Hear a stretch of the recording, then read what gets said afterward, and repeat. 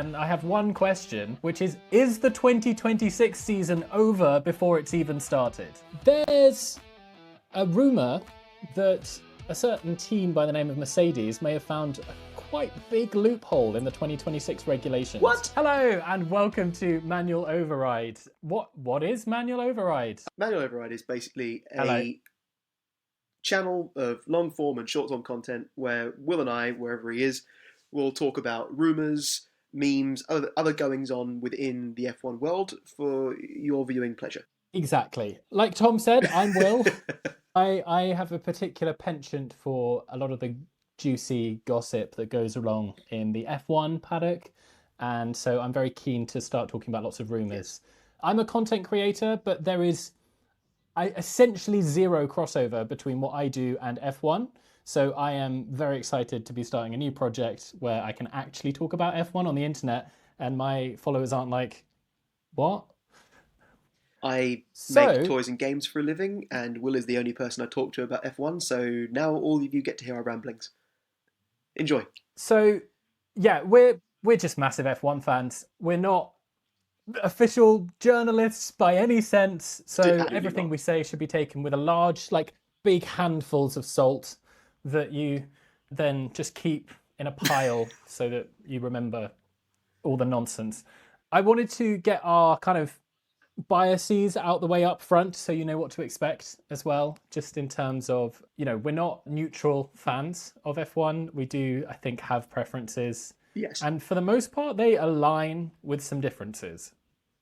Yeah. I'd say we're both we both love Williams at heart. We would love for them to be back at the top of the leaderboard. We were both happy that McLaren won last year. We differ on the driver that we wanted to win. Yeah. But we'll get onto that. Yeah. I think in terms of... I think that's a slightly controversial take, isn't it? But yeah, but I think in terms of like my allegiances, I've always been a Red Bull guy. Ever since the Coulthard days, I've been a Red Bull guy with Webber and Ricciardo, which is where my love for Aussies have come from. So I was quite disappointed that Oscar fell off a cliff at the end of the 25. But therefore, I am, by proxy, a Max Verstappen fan. And I would have loved for him to have got his fifth, but he will one day. It's interesting you describe yourself as a Max fan by proxy. Yes. I think I'm less of a Red Bull fan, but I am a Max fan just because of the marvel that is Max Verstappen, right? No, I don't think I would have gravitated towards him as a fan listening to British media at the time when he first came in. But because I was a Red Bull fan and a fan of Ricciardo at the time, I was automatically a fan of Verstappen. And then it's kind of just as I've got to know him as a person more than a driver, it's more of, I've sort of grown to love him rather than instantly loving him. So I think that gives some context. As Tom said, I'm a big Williams fan. I do like McLaren quite a lot as well. But otherwise, I'm ready for everyone. I do miss Checo. I was a Red Bull fan for Checo, and he's back next year in Cadillac in the dad's team. In the dad's team, and this is again because I would say I'm a Bottas fan in that situation. So it's like we're going to be like running a second league comparison just to see how the Cadillac drivers do, and we've each got one, which is fun. Yeah. So I think with the context aside, we need to get into today's big story. And I have one question, which is the 2026 season over before it's even started? Let's find out. So there's a rumour that a certain team by the name of Mercedes may have found a quite big loophole in the 2026 regulations. What? Now, I guess when new regulations come out, we're used to loopholes being kind of the thing. There's points in F1 history where like one team finds an advantage and then they shoot ahead. But normally this kind of comes out in pre-season testing, and the team in question is trying to sandbag and kind of keep a low profile so that they don't get investigated. This feels very early in the day. It does feel a little bit early, but are we surprised that the inventors of the engine and the German engineers have figured out a way to make the engine better? I mean, it's quite clever. Well, it's very clever, but yes. So I guess for people that don't know, the potential loophole is around the engine compression. So this is very simple layman's terms, the kind of air fuel mix in the pistons, which is what explodes and sets the pistons firing, gets compressed, and the ratio of that compression has a correlation to the power output of the engine. So Yes. this year, 2025, like the year we've just come from, the limit for the amount of compression was a ratio of 18:1, and the new regulations, it's going down to 6:1 because the cars are meant to be more efficient and cleaner, and they're going to be a bit slower, whatever. Mercedes seems to have sort of looked at that and gone, okay, but what if I say it's 16:1, and when you look at it, you agree it's 16:1, and then whatever happens when you can't see it, who cares? Who cares? It seems they've found a way using thermal expansion, so when the engine heats up, to get an effective engine compression of 18:1 when the car's moving, but when the car's stationary, i.e. when it can be measured, it seems compliant. Is this a grey area? Yes. Maybe. Is this technically fulfilling the letter of the regulations? Yes. Is it against the spirit of them? Does anyone care? I'm not sure. I mean, again, fundamentally, more air, more fuel, bigger bang, faster car. Mm-hmm. Do I like that someone's figured out that they can make it comply and not comply at the same time? Absolutely. I love the fact that someone somewhere has come up with that sort of the physics of that and the idea of that. Do I like it for the sport? I mean, not so much at the moment, but until they're actually out driving, you can't tell how much it's going to affect it, but it will affect it in some way, especially in straight line speed. Exactly. And some of the news I've heard, but again, this is probably coming from the rival teams who have a vested interest to push back against it, are saying this could give the engine up to 0.4 difference on track, which is obviously massive. So, and this is Mercedes, so that will actually affect Mercedes, McLaren, Williams, and Alpine, who are all taking the Mercedes engine, and we are going into a regulation set where the engine is really going to be the most important thing. But I've also been reading that Red Bull may have found a similar loophole. It's the same loophole. Same loophole. And there's a reason for this. Yeah. Oh. So Red Bull have been hiring a lot of Mercedes staff. Which is sensible. And the rumour is about 7 months ago, someone from Mercedes told someone at Red Bull how to do this. Oh, well, that's a bit naughty. It's quite interesting for Red Bull because everyone was expecting them to be terrible next year. It's their first year making their own powertrain, and we kind of were expecting them to fall off a cliff while they work that all out. Yeah. But this might give them an edge, and they might be in a best of both worlds situation. Because they found out about this loophole so late, they've been developing their engine without it, as is. So the rumours I've read suggest that Red Bull can kind of go either way with this, and they've got a setup that works for both directions. Mercedes, it sounds like are all in on this model of engine. So if the FIA decides to ban it, they have 3 months to make a new engine and come up with a new concept. Yeah, which really means... So if the FIA do ban it, that basically means we've got a 2-horse race between Red Bull and Ferrari. If they don't ban it... I'd back Ferrari, I think, in that situation. I can't. I just can't. No, not personally, but just of the two engine manufacturers. I don't know. Who am I going to trust more? A new engine sort of powertrains manufacturer who are bringing in people from the likes of Mercedes, who are have a wealth of experience, who are coming in with all of this knowledge, or Ferrari, which are famous for making cars that go bang. There's also Honda and Audi to consider. True. As well. In a similar Honda, position Audi, to Red Bull, not Honda, but Audi in a similar position to Red Bull. Yes. Well, Honda, I think, is still one to watch as well. But Honda, Audi, and Ferrari have written a letter to the FIA about this loophole because everyone's found out about it, saying you can't let this go ahead. The FIA are stressed, it sounds like, because that will affect 4 teams, which is nearly half the grid, and essentially give them no time to have a compliant, working, competitive engine if they say no. But if they say, yeah, you can do it, that's going to upset the other half of the grid. And so it's kind of a lose-lose situation. There's a compromise I've heard talked about, which is that they'll let them use the engine this year as long as they're compliant by 2027. But obviously the others aren't happy with that either. And I really don't see there's a way out of this without screwing over half the grid. Well, I mean, again, like I said earlier, like I like that someone's figured out how to do it. But again, I mean, F1 has always been about which team can cheat the best. Yeah, that's all it is. Like you get regulations, and every team goes, right, how can we cheat the most effectively within the kind of rules? So I like it. Yeah. In terms of the science of it, but I don't know if it didn't just effectively ruins the new regulations, and you end up with a really sort of boring season again. Yeah, or certainly like a bunch of gaps. Like if it does go ahead, it's going to basically, I would assume, be a 2-horse race between Mercedes and McLaren with kind of Williams close behind. I mean, I don't want to rule out Alpine, but like based on where they were in the last year, are they really going to make that big a step up that they're competing at the front? I mean, Pierre Gasly might.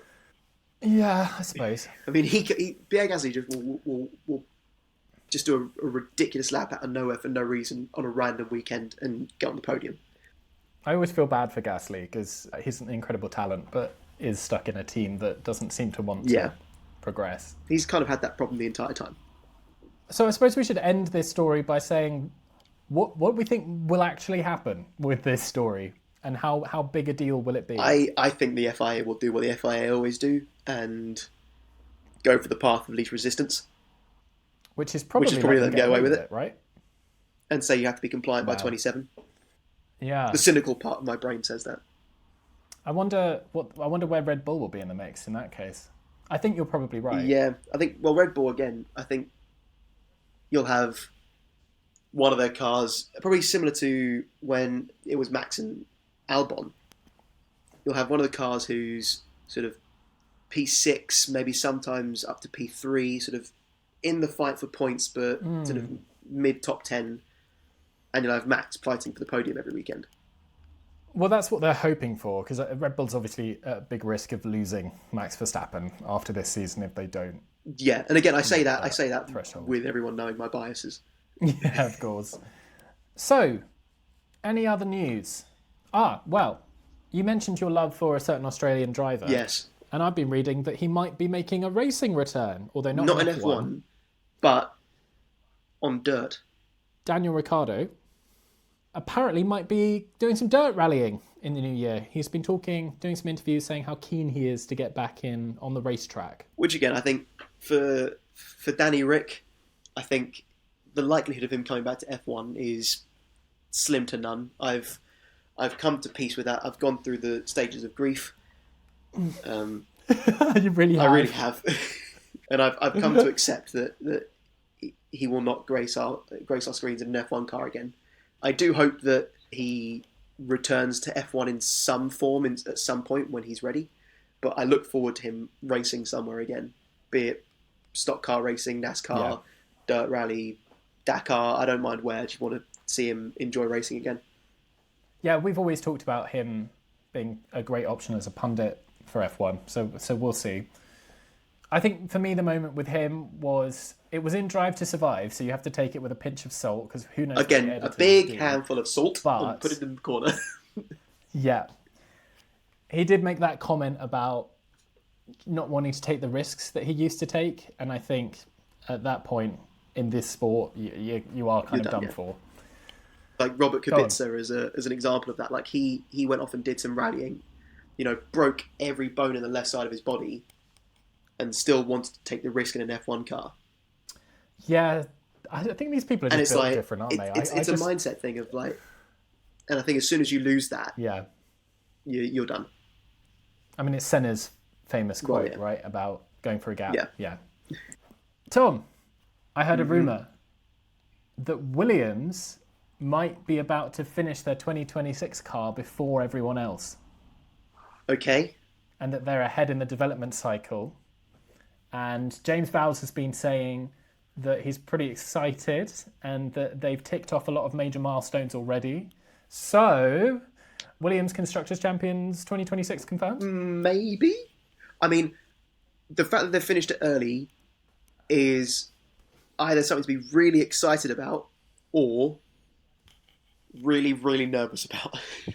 Because it's a bit like when you're doing an exam at school and you're the first one to finish and you're sitting there going, did I get it all right? Am I a genius, or did I miss something that everyone else has got? Like, Yeah. Or maybe they've decided it's so terrible it's unsavable, so they've and they're just stopping and focusing on 27. They're thinking about next year. Yeah. And it's Williams, and I love and I love James Vowles, and I really hope it's the Prior, and it's a fantastic car, and they win the championship, and we can both just have the greatest night ever, and hopefully James Vowles is there. But there's a little part of me that's just, I hope so, unsure. Are we thinking it's a Carlos Sainz drivers' champion then, or Albon? This is where I love the team. I don't mind which one of them win it. I have. Yeah, I don't think I mind. I have a soft spot for both of them in different ways. I love. They're both really quite lovely people, with great senses of humour. I wouldn't mind which one of them won it. Although in pure Williams style, I wouldn't be surprised if they crossed the line together holding hands. Oh, I love them all. that'd be nice. They're great. And then the FIA would somehow like mess that up and hand it to Oscar Piastri probably. or something. So yeah, maybe it's the year of Williams. I hope so. I might just be Again, joking. if the FIA do what we find think out. they're going to do with the engine regulations and this sort of loophole that everyone's found, and Williams getting a Mercedes engine, and they're finishing the car early, James Vowles is a great team principal. It could happen. Yeah. And it wouldn't be the first time Mercedes have been beaten by a customer team, would it? No. We could talk a bit about what we're planning to do. So yeah, I think we should do our predictions for the season, be that where everyone's gonna end up, the kind of running order, but also like crazy things that might happen. I don't know. Yeah, that feels like a post-testing thing. I think we need a bit of information from cars on track, sandbagging or not, to inform that. It could be kind of fun to do both, though, couldn't it? Like the post. Oh, we could do a pre one and then see if we're allowed changes after testing. Or like a pre and post the FIA deciding whether the Mercedes engine is allowed. That would because every Mercedes team and then everyone else. Yeah. Well, and Red Bull, obviously, because they know the secrets. Yeah. I think there's another good question. Well, it depends if they can make a good engine around it, though. Like this, obviously, that's an important factor. But I guess there's also like Adrian Newey now being team principal of Aston rather than just the car guru of Aston. What's that going to? Yeah. What's that going to do? Like, and also he seems to have like 5 jobs now. Yeah, he's pulling a Christian Horner. I'm not sure if that's a good thing. Yeah, Fernando Alonso is obviously desperately hoping for something there.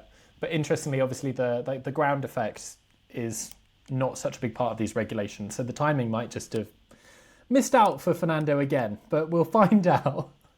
I don't know. Again, I like Fernando. If he won another one, I'd be very happy for him. I think the only thing that gives me hope for him is how complicated these new 26 cars are going to be to drive. And I think we should do a separate video about this. But there are going to be a lot of operations in the car to do every single lap, like far more than there have been. And I think it's going to take a driver who is very versatile and switched on and just capable of handling lots of that stuff. Yeah, but also used to... And I think Fernando is the type of driver who like watches the race a lot when he drives around. So that gives me hope. Yeah, he's definitely got spare brain power going on during the races. Like he's driven these tracks, a lot of these tracks so many times. He's driven so many different types of racing, like so many different type of vehicle that he's okay with reading a terrain and changing a gear and doing so many different things at once that I think a few sort of manual overrides at the same time. It's just they've changed the name. They've changed the name. They're calling it overtake mode. Okay, well, welcome to this new channel, because overtake mode. The viewers weren't. No, I think we keep this. I mean, because manual override sounds better and it's a bit more respect. Yeah. More respect for the viewers than Formula One does, who want to change. For example, the aero, right? They have 2 different modes. They've got a straight line mode and a cornering mode, which used to be called like Y mode and Z mode, and then they changed it to straight line and cornering, and they decided that was too complicated. They're just going to call it active aero. Cool, which has no meaning. because It's just aero that is active. it's important to keep it simple for the viewers. But I think we can. I think we can. We trust you guys. We trust you. It's guys. fine. Manual override.